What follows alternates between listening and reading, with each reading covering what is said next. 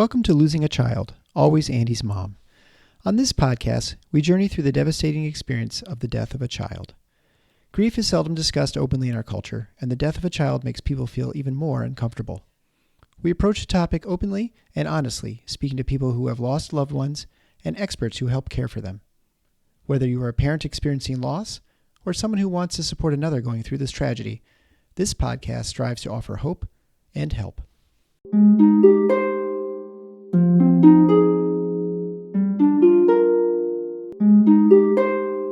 Welcome to episode number 294 of Losing a Child, Always Andy's Mom.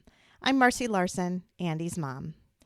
Today's episode is a replay of the live stream that we did just 2 nights ago. And this live stream was on going through life's transitions while grieving. I just learned so much from Gwen today, and I really appreciate it. I know you're all going to enjoy it too. So as a little bit of a warning, we are not going to do another live stream with Gwen for quite some time. So the next live stream that the two of us will be doing together, I believe will be the first week of August. But we are doing a special episode with Eric to commemorate the 300th episode. So that will be in 6 weeks. If you do have some questions that you want to ask us, you certainly can email those to me ahead of time. And then we can get those to Gwen. She's just going to ask us some questions. She's going to ask Eric and I some questions. But if you had questions for Eric, just email me those to marcy@andysmom.com. And if you have questions specifically for me, why don't you email them to Eric? So Eric's email address is Eric, E-R-I-C, @andysmom.com. So you can email any of those questions. As long as you email that before early June, that would be good because we are going to record it ahead of time. So know that even though there won't be a live stream, you will be hearing from Gwen in the 6 weeks.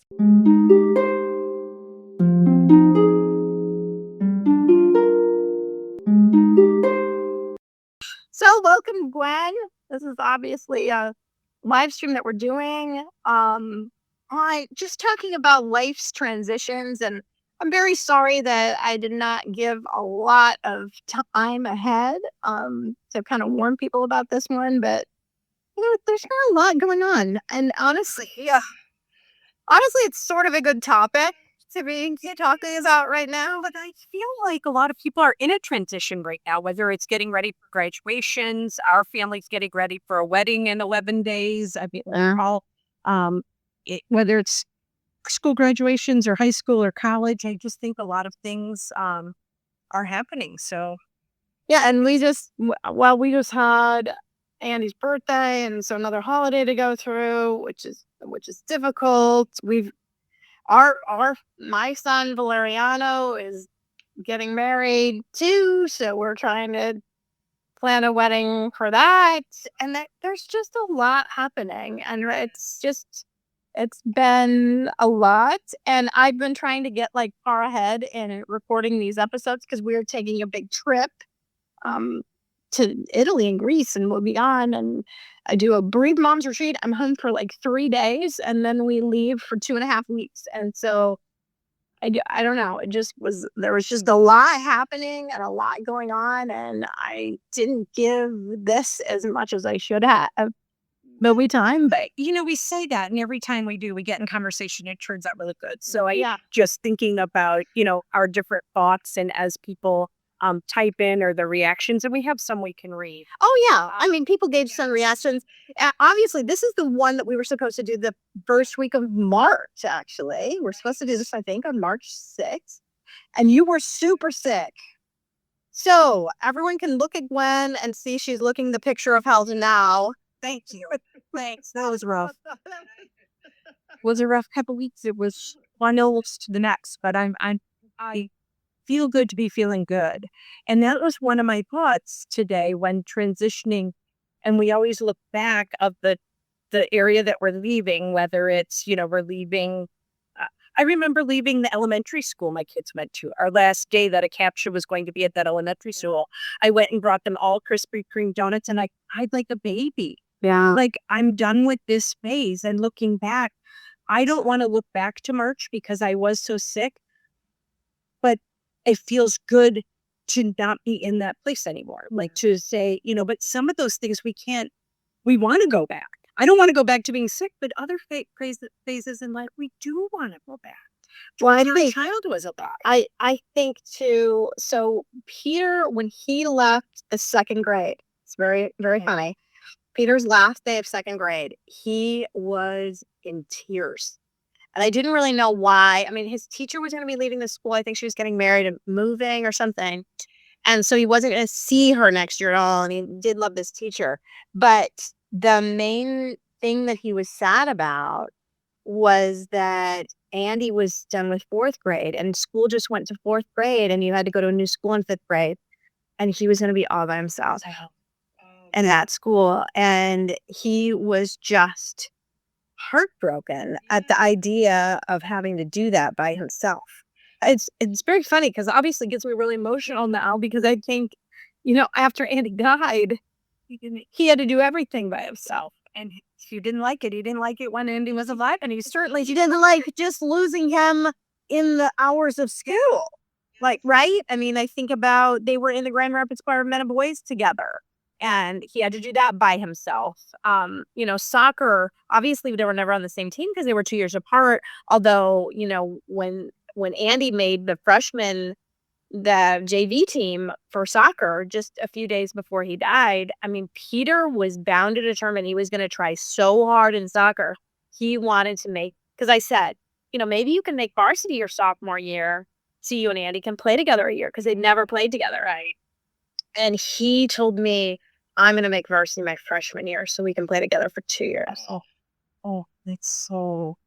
And then, you know what? He never played soccer. And I was After that. He played a little bit in middle school. He had kind of some ankles that bothered him. But to be honest, it was not having Andy there. I mean, they were in the backyard playing every day. And they weren't. And it's funny now because now it's 6.5 years since Andy died. And Peter started playing soccer again in college. Like an intramural thing? I was signed up for intramural soccer. He's loving it. He's having a really good time. But isn't that funny? He needed a lot of time before he could get his love back. There's two parts about that because I wrote down as you were talking that there are many things that we can look back and say, I did that then, but since that person died, I won't do that. Like that was reserved, or we take that long time off before we find you use the word love for it again or his desire. That is awesome. That came back for him. Well, and right. And it is really, I mean, he has been having such a good time doing it. I'm so excited for him and happy for him because I was so sad when he gave it up. Because he was always better than Andy. Always. I mean, he was a really good soccer player, right? He would have easily made the JV team as a freshman. He was so much better than Andy ever was. And it wasn't unreasonable to think that he could have made the team, right? But he just lost the love. It just was not after losing his brother. So when you started the story about Peter being sad at the end of second grade, my thought went to there are other stages that we're really ready to leave. Yeah. Like he wasn't ready. That seems scary. But then we can look back and whether kids can't consciously think this. And sometimes as adults, we have to help them to say, remember how you didn't want to be in school without him, but you made it through, third and fourth grade. We have things we can fall back on that we didn't think we could handle, but now we did. But my thought went to one stage that I was really ready to leave was middle school because the drama, just the middle school kids after, 3 kids through middle school. And the parking at our middle school was so bad that I did a happy dance my last day to ever have to drive there again. Like I was okay with being done with that. So I didn't bring donuts to them. I did a donut in the parking lot. I got out of here. Oh, that's funny. But, transitioning is a process or an act. It is the definition of it, of changing some type of form. Whether it's a state or a condition or a physical form. But I like the word process better than act because, well, now that I think that, sometimes we act like we're doing well in our transition, but thinking of, acting the part versus, really feeling it. But I've always said grief is a process. It's the process. It's not an event. It's not something you can say, I did that. Like, the day your person gets married, yes, we're going to be done. All three of our kids will be married. I could check that box, but that doesn't mean it's done on May 10th. In 11 days from now, I'm not going to be done with that. It's going to be a process for us to figure out. Because for us, and someone wrote in, because of COVID happening when two of our children were in college, we've never had the empty nest because they came back home. Yeah. Because their classes were changed and weren't in line. So our son is going to be 31, so almost 31 years. And in 11 days, all of our kids are going to be gone after never having a break. Yeah. I'm just in shock. So it's not going to be a one fell swoop and that day I'm done. It's going to be a process of figuring out what to do. Yeah. Well, talking about different transitions, because that's what you put out some questions. Yeah. We put out some questions on thinking about different transitions in life. So talking about that kind of empty nest, that's sort of us this year. And as you said, it was definitely delayed. My daughter did go away to school when Peter was still there, but then she was having some mental health struggles, moved back home, took some classes locally, then re-enrolled at Michigan State University and commuted for a few months. But starting in January, we're like, everybody's gone, right? Peter's off at Purdue and she living at Michigan State. And so we were like truly empty nesting, except for the fact that, our son Valeriano and now his fiance are, over once or twice a week for dinner, and my daughter still comes home on weekends, so like half the time. So it doesn't really feel like it really is in some ways anyway. I mean, Yeah, you have a few moments of fully adjust. I know it's kind of still live into in a way. You'd have your, there's pros and cons probably. Like you get used to having them gone, but it's nice when they come, and then maybe it's right. I go, and let's just say, yesterday, I have a plan for dinner for two people. And then I get a text from my son yesterday, like, what you doing? You know what that means? Yeah, you want to come to dinner? Well, so readjust. Yeah. But I also think that when bereaved people, they are in a process, in the state of figuring out who they are now. It's a huge transition. I've heard, what do you say when someone says, how many kids do you have? What do you say when, things are brought up about families? There's just so many transitions that we're in, that when we're figuring that out and then a life transition happens that's not death, like someone goes off to college or retirement or any kind of life change, a divorce. That's happened to people too, that they're grieving and then their marriage dies as well. Or maybe it was dying before, there's so many different ways that I'm asking this, are we always in a state of flux? Yeah. Like there's just so many transitions that we're never not transitioning, I don't think. Yeah. But it's funny that I think though, first of all, you need to take care of yourself during these transitions. Yeah. It is very, very fitting that today. So obviously I facilitate a sport group for Starlight Ministries, which you used to be with, and you helped write all this curriculum. Like you wrote the curriculum, so you know this. But I'm going through the curriculum today because we had support group this morning. And I read a paragraph, and I told all the women that I was going to mention this today because it was about self-care. The whole unit is on self-care, but this one was on physical self-care. So we talked about exercise, we talked about eating, we shared recipes, which was great. And then the last part was about sleep, about getting sleep. And there was a whole paragraph in there about how when you're going through transitions in life, you can need 20 to 25-minute naps, like even 2-3 a day, because you're just so fatigued. And that's in normal transitions. This is not just like transitions when you're grieving, but it's like when you're going through some of these other life's transitions that we talked about, how that can make you more fatigued. So then when you add the fact that you're grieving on top of it, of course you're tired and worn out. And, I remember when you and I did a presentation to a medical community, and we've done that together. I had the name of the study, and it's not on my head, and I'm at Mercy Space, so I can't dig in my files. Maybe I can add it someday into the comments or get it to you. But it's the studies show that people need that. Like, it's a need. But isn't it interesting? Because I said that in that presentation. Why does a doctor never write a script for that? Say, we know that this is good for you and that it's an actual physical need that you have to rest when you're going through any rite of passage. Then why don't we? We're such a keep going, press on, keep moving, get stronger, get better every day. Yeah, pull yourself up by your bootstraps kind of thing, right? Even when a study shows, we still don't. It's not good. Yeah.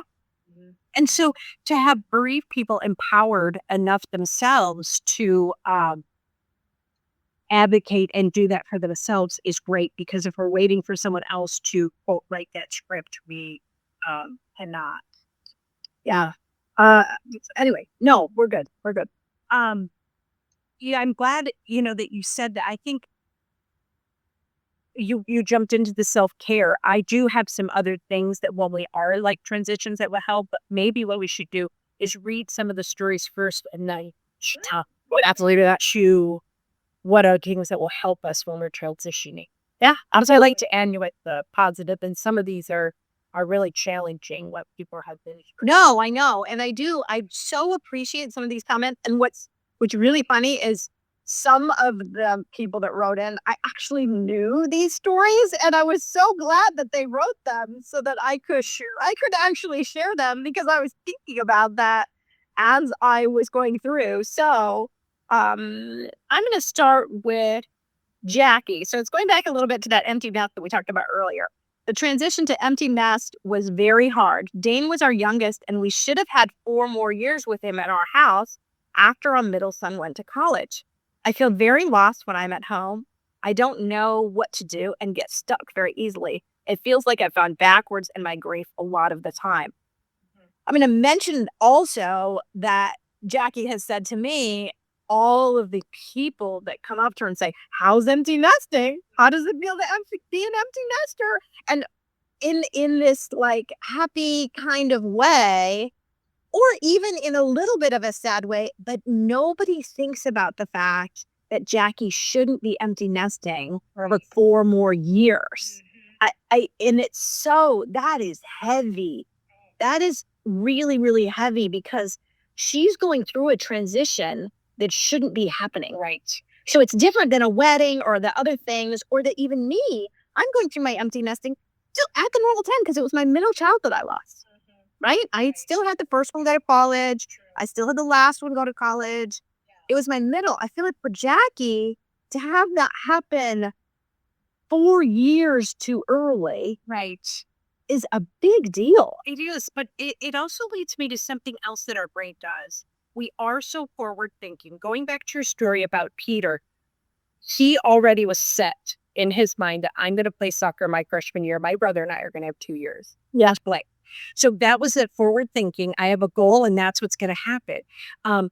For this Jackie, it wasn't just a goal. She had the son who was going to be home until until that year, like until 2028.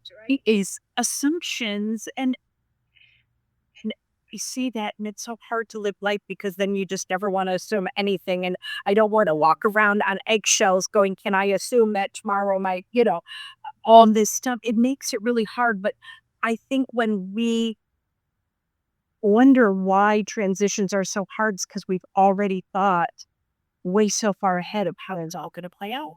Mm-hmm. If that I hope that makes sense. It felt a little broken in my thoughts, but no, I think that absolutely makes sense. But it does add a whole other layer. There are lots of people that I can think of, friends of mine who lost their youngest, who are going through this very same thing.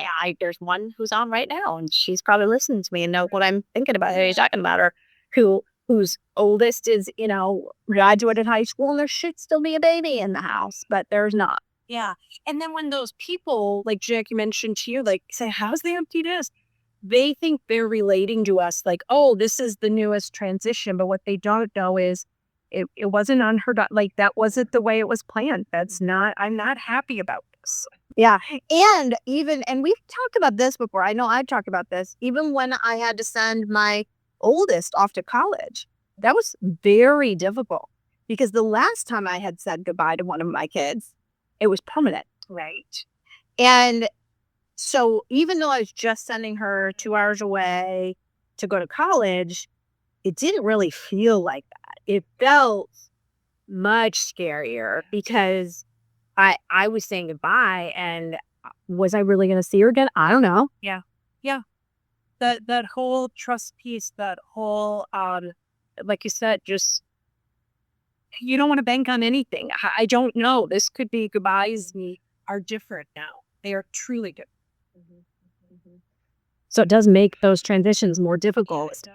I mean, more and less so in some ways. I felt like it was more difficult sending her off to college because of that fear of like that maybe I wouldn't see her again. But on the other hand, I didn't have much sympathy for other moms whose children were going up to college who were like weepy about it when I would like, my kid is dead. Like, don't weep about this. I mean, I was inwardly kind of cringing and terrified, but not at the idea of her going to college. It was at the idea of she's out of my home now.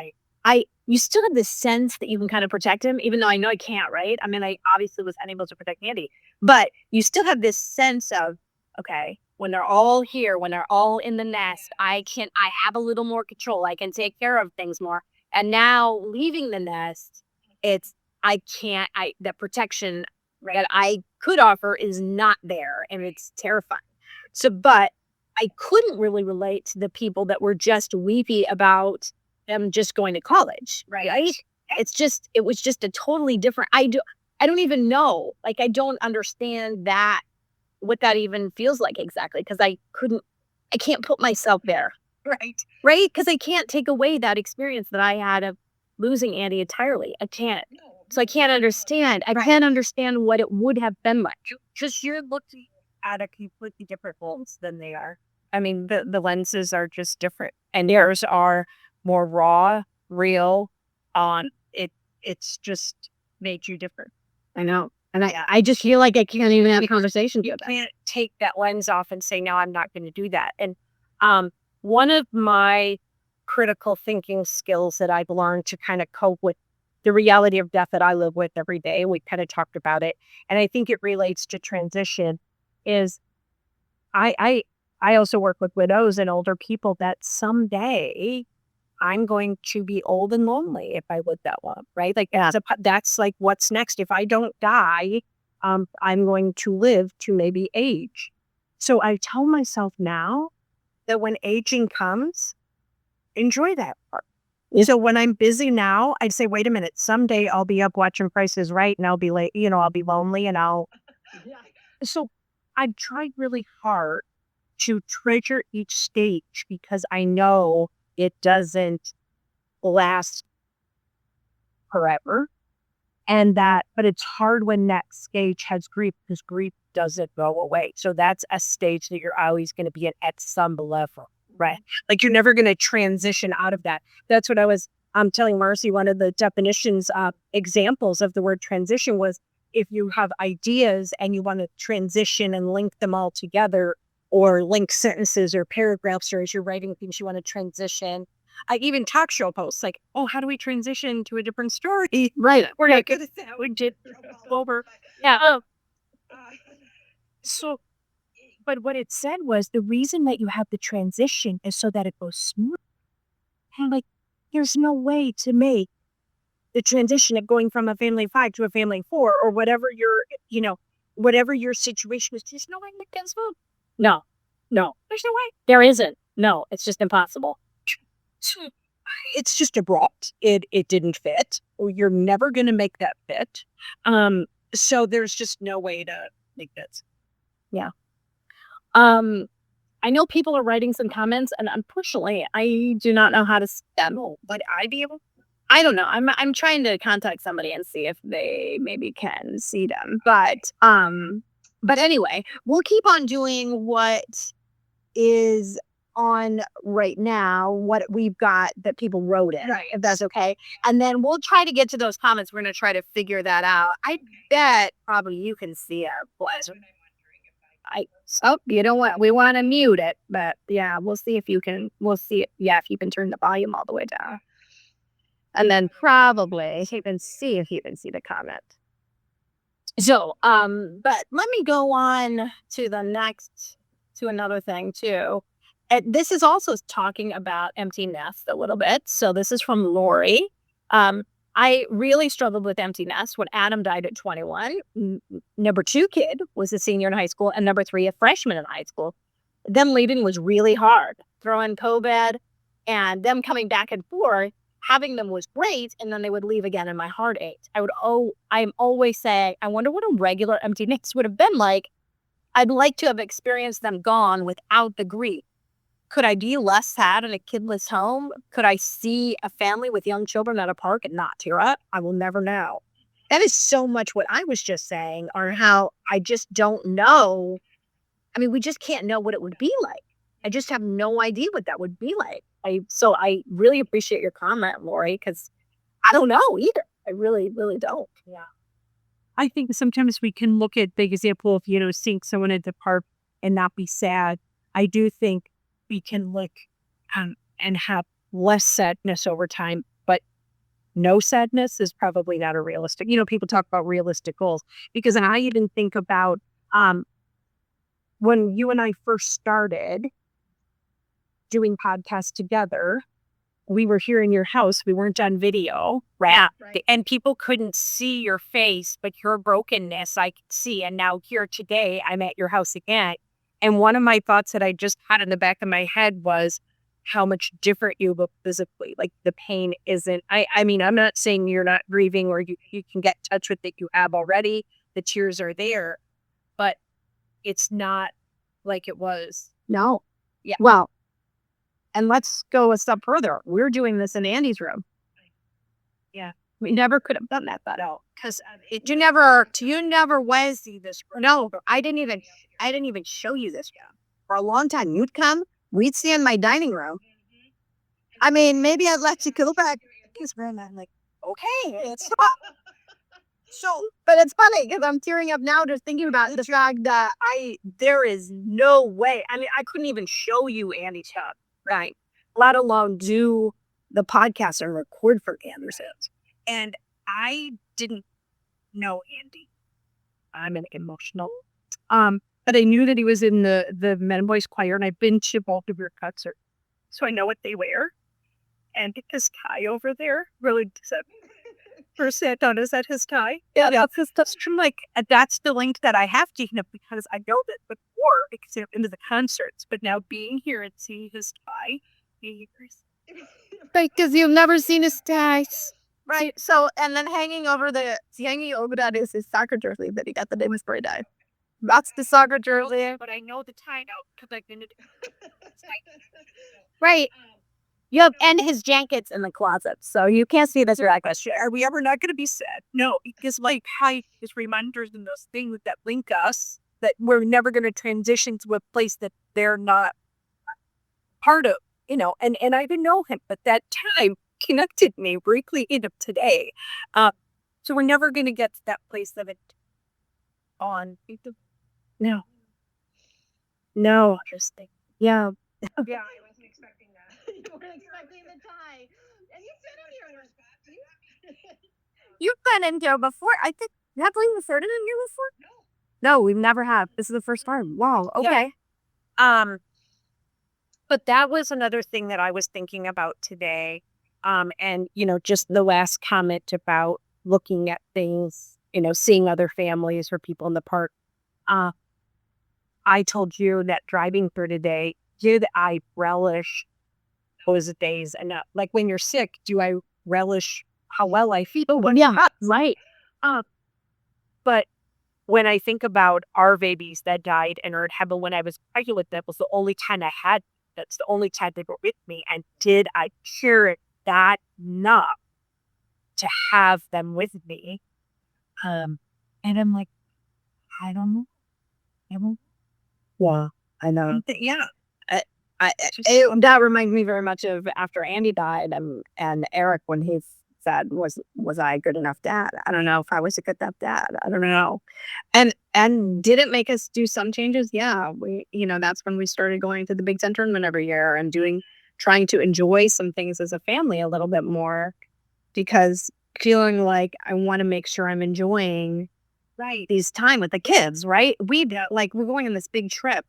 I told you we're leaving. We're gonna be gone for 2.5 weeks, and a little over a week in Italy, and then a week in Greece, and like 8 days in each place, or 8 or 9. And it's not something I've ever done before, ever, like anything like that. And honestly, I'm not sure we would have had he not died, but we're wanting to try to make some memories. And now I'm sitting in here, and we can do.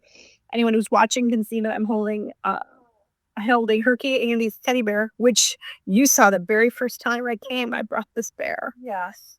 I was talking about that at group today on how my first visit to Starlight, I brought that bear because I never let go of that bear for a long time. And so the bear's going on the trip. What else? He's going on the trip.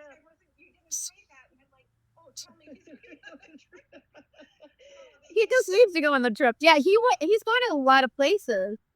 Because for probably 2 years, I slept with him every night. Yeah, every time we went up to the Northwood Cottage, we came. Every time we went anywhere, this was one of the first things that Pat was packed in the suitcase. And now, it's not so much. It's been a longer time. He tends to just hang out on Andy's bed now, but we're taking him on the trip. Yeah, let's ask him. Herky is his name. Yeah. How do he just named them? Okay, so I know I had to explain this before. So Herky is the name of the mascot for the Iowa Hawkeyes. Andy was born in the hospital overlooking Kinnick Stadium where the Iowa Hawkeyes play. That's the University of Iowa Hospitals is directly across the street. So his where I delivered the birthing suites had a clear view of Kinnick Stadium, and he was born, and Eric was holding him, and he held him up to face the stadium, and he told him he was a Hawkeye fan for life. And so my good friend Paige, who was another pediatrician there, now she lives in Texas actually, but she gave us Herky, and Herky had a black shirt with the logo on it, the Hawkeyes, and it said Iowa Hawkeyes on it. But the shirt, he loved this bear so much that the shirt became completely destroyed. So I did at one point in time get Herky another sweatshirt, but it just wasn't the same because it didn't have the emblem on it. But that's why you can't really tell, because it doesn't have anything to do with the Iowa Hawkeyes anymore. But he slept with Herky until the end. Actually, he was still sleeping with him when he was 14. So, well, hey, I hesitate when we have kids. My children are never going to watch this, but let's just say the one who's getting married is deciding whether to pack her blankie, and she's still doing this. Rules. Big decisions. They still have those comfort stuff maybe under the bed. So if I need it to smell it, it's there and not at your house. Yeah. Okay. So when you were saying about the trip and taking time to cherish, that is the byproduct of the final transition of someone dying that we do gain, right? Yeah. We gain that I'm going to, and so henceforth for my other pregnancies, I tried very, very hard to cherish every moment because I didn't know if that was going to be viable or, what was going to happen. And so we just learned, like, I'm going to take that trip. I'm going to do that. Sometimes at the beginning, we actually have this reckless abandon where we think, why matter? Why does, sending money matter? Why does driving safe matter? Why does anything matter if bad things can happen, right? And taking care of yourself, that can be with that as well, right? Like that. Yes. And many people had that. I mean, that's what Eric always accused me of, having my soft death wish, right? That I wasn't taking care of myself, because it wasn't like hard death wish, but it was like, whatever. Or just, Really? Yeah. Oh no, Eric always said that to me. Oh, it was soft death wish, and it was bothering him. Yeah. Because he wanted you to care about you, and you didn't really Care about me? Yeah. No, Yeah. I wasn't. I can see that. Which it makes so much sense that we do that. Okay, so I'm gonna go on and read. Or do you want to read the other one that I sent you? Yes. I think I got the one. Wedding one. Oh, yes. Okay. So Melissa says the transitions of our middle daughter getting married and our son retiring. Chelsea should have been standing by her sister of maid of honor and celebrating for big brother's retirement. But instead, she was in photos. Yes. I'm very sad when I look at the family photos from the wedding and the retirement party, and I have to see a photo in the family picture of Chelsea instead of her physically being there. My heart breaks. Chelsea was a year from getting married when she passed. We will never see her married, celebrate the big sister, or to celebrate her both. Mm-hmm. Yeah. Those.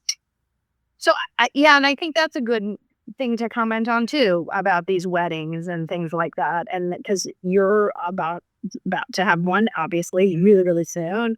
I've got one, just around the corner too.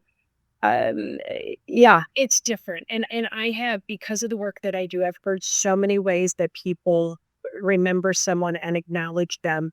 But, my daughter asked for a picture of my dad because he's not going to be there and her grandpa won't be there, neither will her grandpa. That's different because grandparents aren't always alive when someone gets married, right? But it had been a sibling, if it had been like, they would have been here. yeah. It's again. I mean, Andy would have been in Valeriano's wedding, right? And I mean, he's kind of trying to decide whether Peter should be in the wedding or not be in the wedding. But they're much further apart in age, right? Peter's 18, Valeriano is 26. Obviously Andy's only 2 years older, but there was, he was still, Valeriano's continued to go to high school through 20 because obviously he came to this country not really speaking English.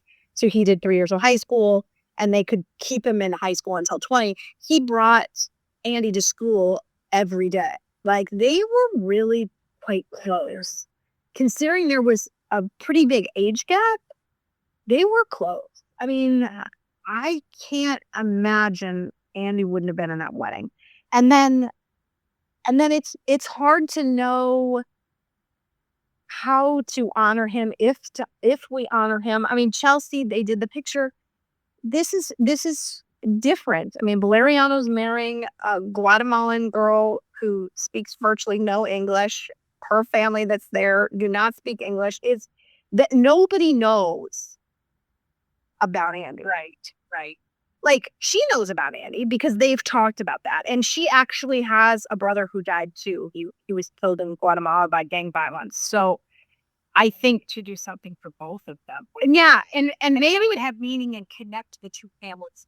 I think that's a good idea. I mean, I think they've already bonded over the fact that they both lost brothers. Yeah.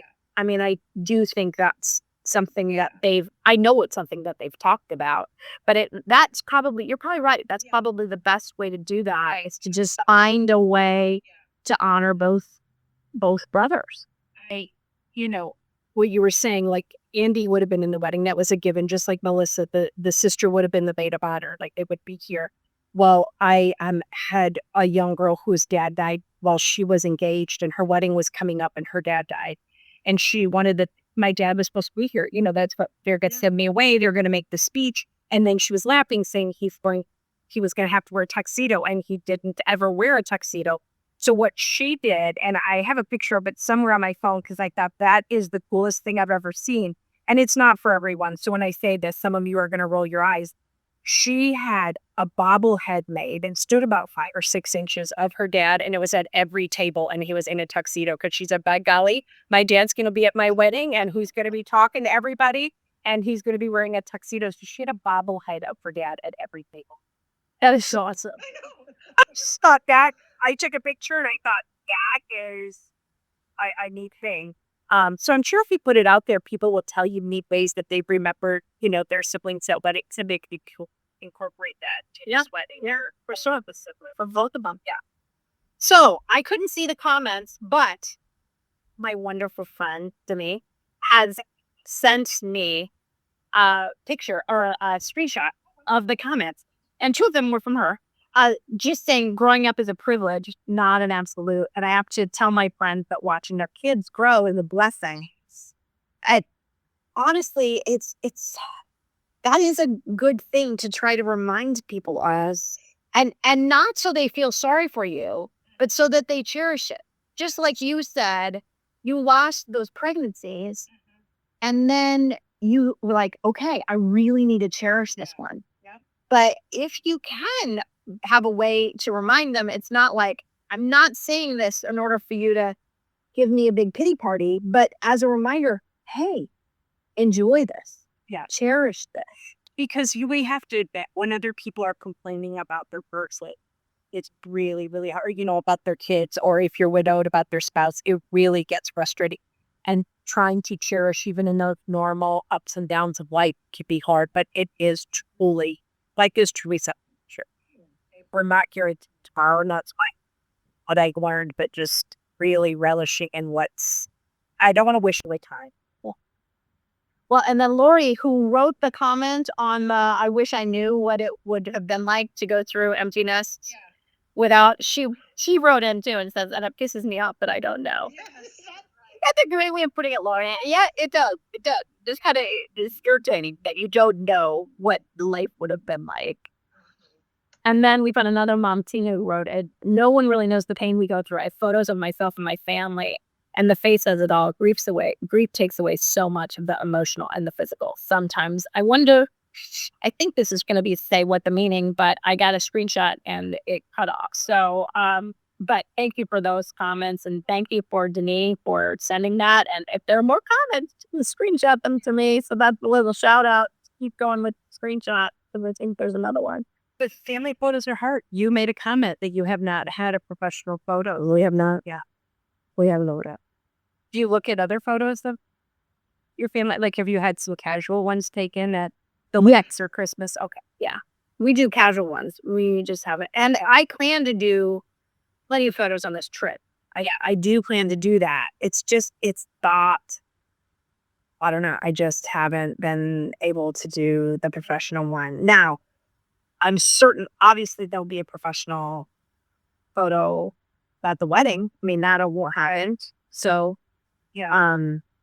So I guess that will happen for sure. Yeah, they're hard to look at. Now, I noticed when she made the comment that they have a picture of. I think she said Chelsea was her daughter. Right? Yeah, right. Holding a picture. Yeah. What are your thoughts about that? I don't know. I've seen a lot of cool ones where they do that. It's just hard to know. It's hard to know what to do. Now, in all those pictures, when we do the pictures in Europe, it would not surprise me if a fair number of them do not have Herky in it, right? So, because I'm bringing Herky on the trip. So, when we see all the sites, Herky can be there. Herky can be. You could play a game with all of us as you post pictures of your trip. Where's Herky? Yeah, I know. For turkey, I like this lad. I like it. Yeah, I was just reminded of a family, and not giving any identifying circumstances, except they had a large number of boys, so more than 10. And one of them, the oldest one, was died, and he would have been a groomsman with all of his brothers. So at every wedding, they always had him as a groomsman, and somebody brought his picture up, and he was in all of the brothers' weddings. Yeah, that's sweet. That's really special. Okay, so we also have quite a nice email that was sent from Chrissy. that I do want to talk about. I do want to spend some time talking about that. And there are kind of 3 different things, but 2 of them are sort of related. So I'm just going to read that email. So she said, moving from the home we shared with Caleb and packing up his bedroom was incredibly difficult. However, if there was any hope of healing as a family and building a healthy future together, moving was our only option. We were all being re-traumatized every day. My girls refused to use the bathroom they'd once shared with their brother. I wanted his bedroom door open, while my girls wanted it closed. Living in the house where he died, sleeping in the bedroom where he died was just too painful. 7 months after his death, we moved into a home he would never sleep in, but it was the right thing to do for our family. It was surprisingly peaceful and orderly, due in part to the help and support of our amazing Fern. Yeah. I love a couple of comments that she said, for our family. Right. I don't want everyone to think that if you have a child who dies, you have to move. Right. I'm a prime example of that. We actually were building another house. We had just cleared it out. The basement was to be dug the next Monday. They were supposed to start digging the basement. He died on a Wednesday. That lot is still as it was. I went to it last summer, and sat in it. And the clearing is all beautiful wildflowers now. So I sat in it. It's so funny. I'm sitting there thinking I should be sitting in my kitchen right now, and I wasn't. And I still know we're doing. We still have it. We still have it. I don't know what's going to happen. And but for us, it has not been right to move yet, because I just feel sort of like I'm leaving him. If I do, I don't know that it will continue though, because this house is just so big for the 2 of us now. It's just kind of doesn't make sense. So at some point in time, I think we'll have to. That it's going to be so hard to do. You had a listener, it was a while back, but they made the comment that when they decided to move, it was because the home, or not a listener, someone you interviewed. Oh yeah. That a guest, that's the word. Sorry. The older I get, the more words don't come to me. So you had a guest who said that when they were thinking about moving, she felt like the new house wouldn't have any memories. Like it'd be a fresh start, right? And I made the comment, that's just geography. Like your memories of him, no matter where you live, are going to be part of it. And so she had to pull out that like moving, and they did move, and she has, said there's been parts that have been difficult. So I just don't, but I love the fact that for this family, it was perfect. It was absolutely perfect. I think that's the point of, we can seek people's counsel, and it's always wise to do that, to ask somebody, whether it's someone who has some experience or just someone you trust. But it comes down to, you have to do what's right for you. Yeah. Trusting your gut. And I love that. So anyway, now I need to read the second part to that story. So now, nearly 5 years after moving into what I called my healing house, because that is really what it was for her. It was her healing house. It caught fire. Not only did we lose the majority of our belongings, but we lost our 2 comforting, beloved family dogs. It was our 6th Christmas season without Caleb, and for the first time, I was allowing myself to feel the joy of the season and participate in all the holiday things. I was doing Kate Buller's Advent devotional. So on Sunday, December 15th, 2024, I completed the devotion, lit 3 Advent candles, and had a moment of prayer. Then I went on with my day, celebrating my daughter's 19th birthday. We went to dinner, and after we paid the bill, I checked my phone. Dozens of missed calls and text messages were waiting. The one that caught my eye immediately read, "Your house is on fire, and the fire department is here." I immediately remembered I had lit the candles and forgotten to blow them out. Panic ensued, and we rushed home to find my healing house destroyed and our dog is gone. How could God allow this to happen? This was my healing house, my only safe place. Rocky and Champ were our comfort dogs, brought into our life because we had lost Caleb. I found myself once again standing in my front yard, surrounded by emergency vehicles and gawking neighbors. Tragedy wasn't supposed to happen here. It's been an extremely challenging experience to navigate. That night, I had to sleep in the same friend's house where I slept the day Caleb died, weeping on the same couch I had wept on in the days that followed losing him. how am I in this place again? It was literally unbelievable. 4 days after the fire, we moved into an Airbnb where we're still residing. We have since adopted 2 new puppies, and step by step, breath by breath, we are healing and moving forward. It's going to be a long road to recovery, and we're taking it one day at a time.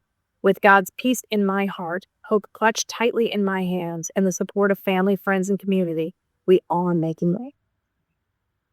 There's so much there. There's so much there. I think the natural response of this shouldn't be happening with that. I have to go back even. I love that she called it her healing house. Like that's what it was for her. Yeah. Like different things help people heal, and that was one of it. So it wasn't the loss of just boards and windows and a roof. That's what a house is made up of, right? Yeah. It was so much more. Yeah.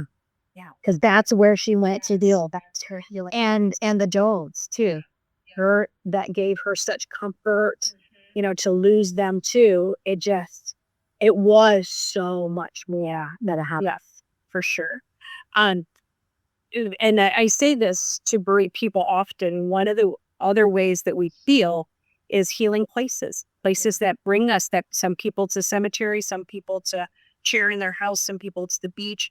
We have healing places. Mine is our place up north. Okay, yeah. That is a healing place for me. Yep. And I didn't realize growing up, because I grew up on Lake Michigan, that the water and beach is mine. So when my college roommate died in a car accident, my parents said, well, we're going to come the next day. It's a 8-10 hour ride from Michigan to Minneapolis. And my mom said, is there anything we can bring you? Trying to be helpful, like, okay, what can we do? And my first thought was, bring the beach. Yeah. Like, that's what I need. Like, if I needed anything right now, I needed my place to go and be comforted, and I didn't have it. Right. And when they sold that house, that was one of the sad things, was that place, right. Yeah. Because that was a place that comforted you. Yeah, that's my place. Mm-hmm. And that place is gone, so I connect to that very much so. Now, I can go to water, but you can't go to that house, right?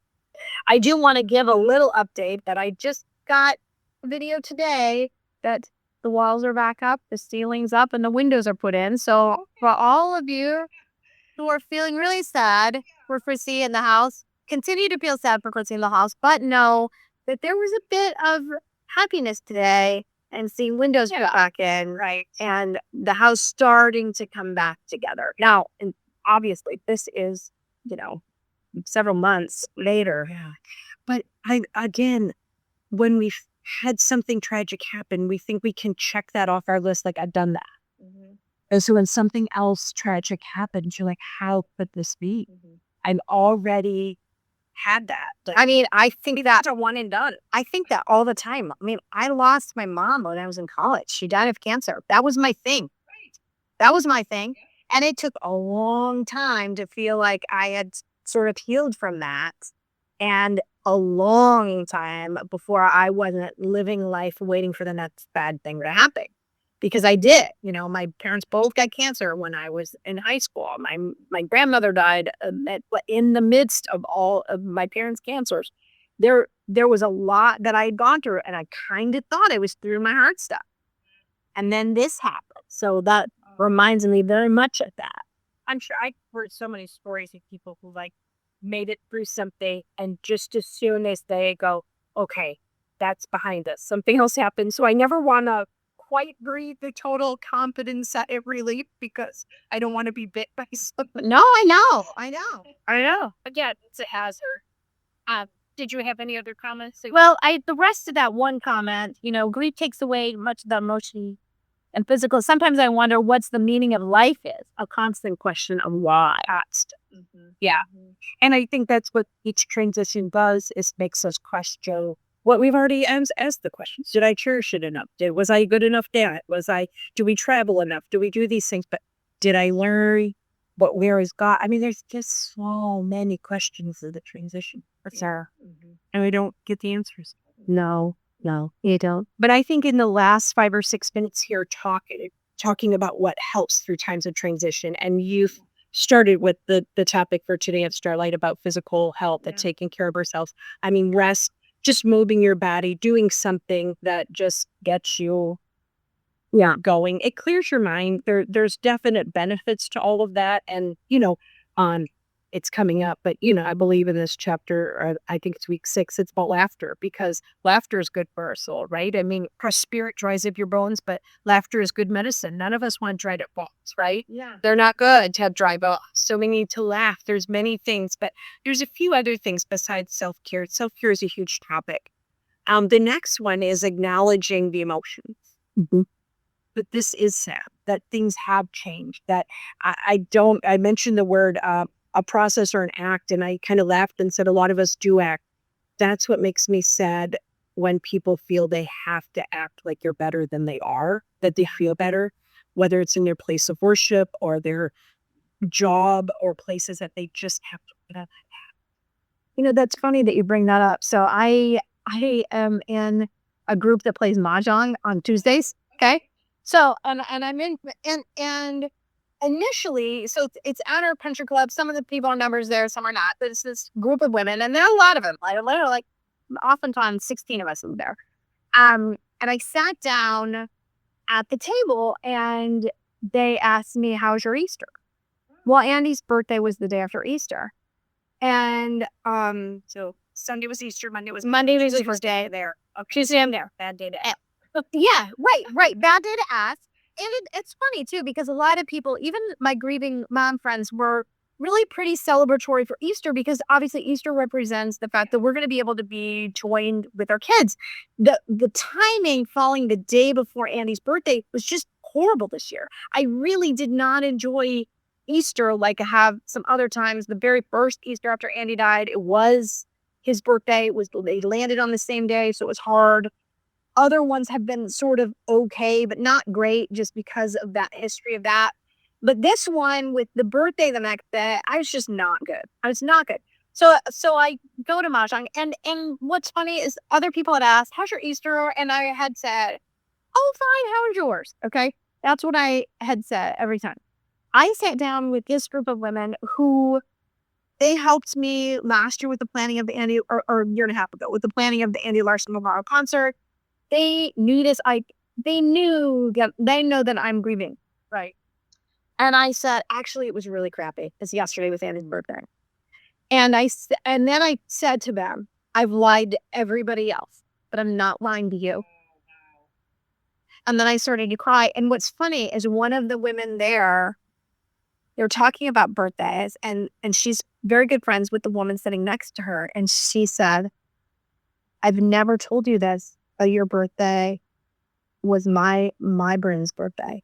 And I didn't even know that she had a baby die. Wow. She had never told me. Now, she'd always been very comforting to me in my grief, more so than many of the others. But it had been because she herself had experienced the loss. So she had gone in. She was 23 weeks pregnant. She was feeling really bad abdominal pain. She's feeling awful. They check her blood pressure. It's through the roof high, crazy. And they told her husband, which she overheard this. She wasn't supposed to overhear this, but she overheard them say, we need to deliver this baby now. The baby will not survive, and your wife might not either. Oh, my word. I had never heard the story before, but it came up because of Andy's birthday. And the fact that she was wanting to share with her friend, like, I've never told you that your birthday is a hard day for me, but your birthday is a hard day for me.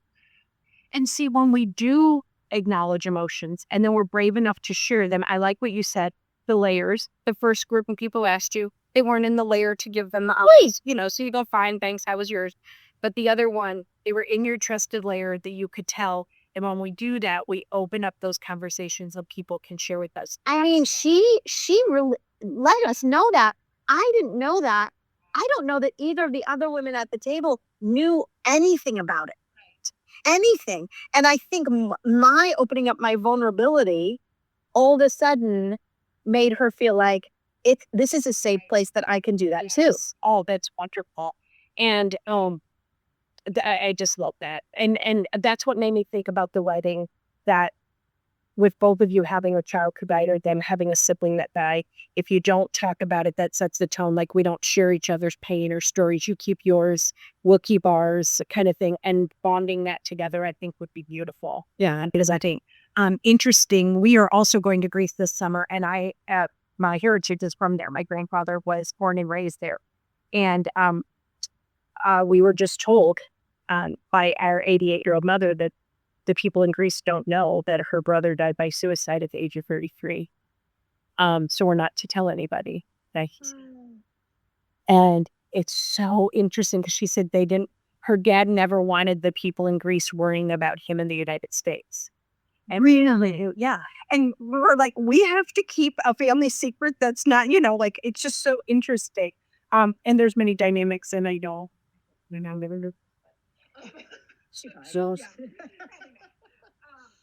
But those never told things. So that embracing and expressing, I think, allows for less chance of family secrets. But I also want to caution people is that not everybody is worthy of work pain. They will not handle it well. Right. So you just have to be And I have to say, I've been, with this group of women for a couple of years now. I wasn't able to do this right away. Like, a year ago, if they would have asked me, I would have said, "Fine, how was yours?" And honestly, there's 16, 18 women in this group. I've been at a different table with different women, and they've still done that because some of them I know better than others. This group, I felt like it was totally okay for me to say it was really crappy. Yeah, that's wonderful, because that leads to the next step that says building a support system. So you focus on self-care, acknowledge your emotions, building a support system, and it took a while to build. That's what you're saying. It wasn't your first night there. It wasn't your first Tracy thing. No. And then lastly, before we have to go is, and we get to a point where we do embrace change and transitions because they're going to happen. Yeah. Death is a part of everybody's life, whether it's aging, illness, empty nest, retirement, puberty, all those things. If we live long enough, we go through all those things. And so embracing change. And Al Wolfeld talks in his books about making friends with grief. That we do have to, await sign of welcome. We have to look at it, all the hellos and goodbyes. And so that's that concept of embracing change, right? That life doesn't stay the same. And I like how you talk about that as embracing it as a friend. I mean, it's going to be with me forever.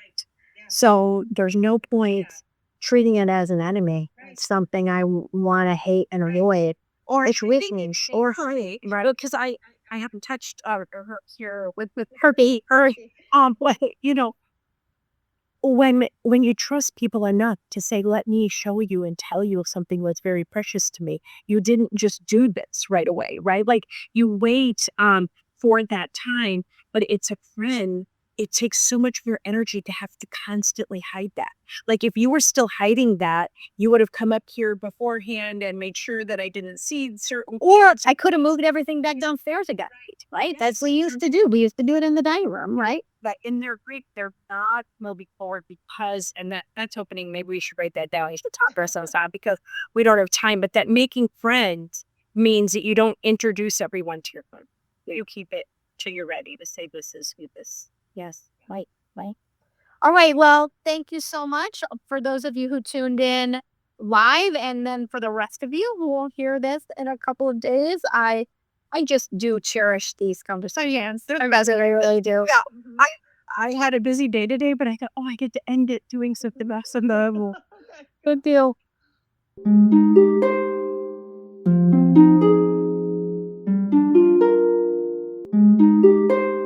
Thanks for listening. If you found this helpful and would like to support the podcast, please leave a 5-star rating and comment. To help financially, you can type Andy's Mom, one word, to the number 53555. This provides a link to GiveButter, which allows donations through PayPal, Venmo, Apple Pay, or credit cards. GiveButter will provide a receipt of your tax-deductible donation, or you can visit the donation page at andysmom.com/donate. Always Andy's Mom is a registered 501c3 and can receive donations through Thrivent Financial and Benevity. Marcy loves hearing from listeners.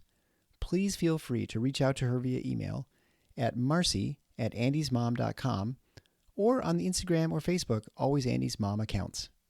Sign up for the email list to get weekly episode links as well as pictures of Marcy's guests and their children. Together, let's work to inspire hope, one day at a time.